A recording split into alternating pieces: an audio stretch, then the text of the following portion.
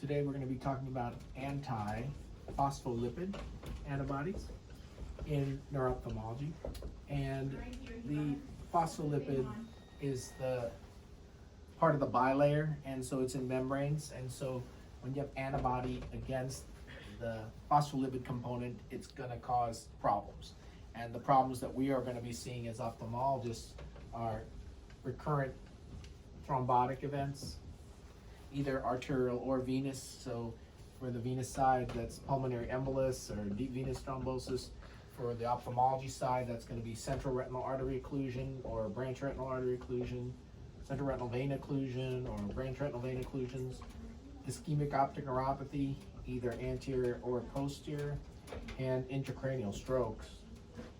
Those can be supratentorial, causing homonymous hemianopsia, cortical visual impairment, or infratentorial in the brainstem, causing diplopia and nystagmus. So when you have unexplained stroke, especially in a young person or someone who has an underlying collagen vascular disorder, you should be thinking about antiphospholipid antibodies. So we order these antibodies as part of the hypercoagulable state.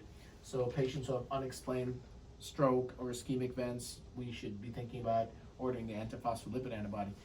The ordering for the antibody is a little bit complex because we have both the functional assay that's testing for the lupus anticoagulant, and in our particular hospital, it's the dilute Russell venom viper time. So the venom of this Russell viper causes clots, and so if we serially dilute the sample, the amount of time that it takes to clot can be measured. And if you have an anticoagulant in your blood, that's a functional assay that something's in there that's causing the time to be prolonged in the dilute Russell venom viper time test. We also are going to do the usual tests, which is the PT and PTT, as well as testing for the lupus anticoagulant, cardiolipin antibodies, and also the glycoprotein 2B.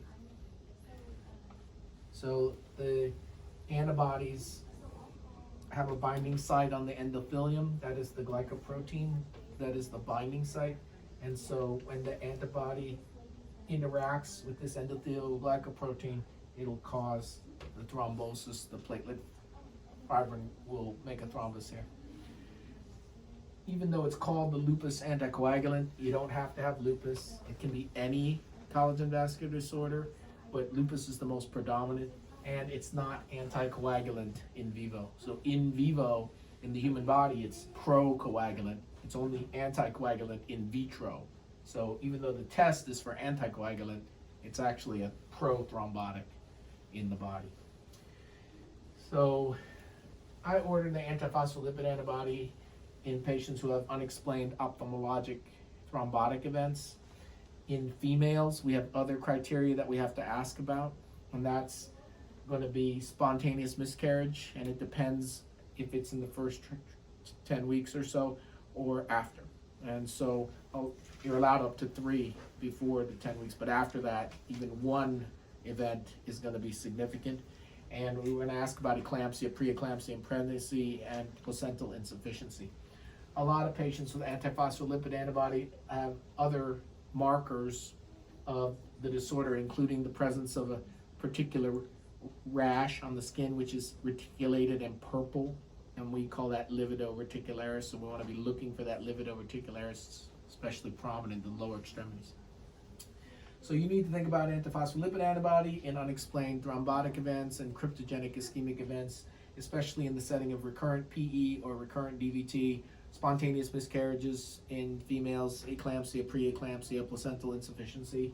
And we're going to test with the functional assays for the lupus anticoagulant, including the dilute Russell venom viper time, PT, PTT, the usual things, and then measurements of both the cardiolipin antibody and the glycoprotein, which is the binding site on the endothelium.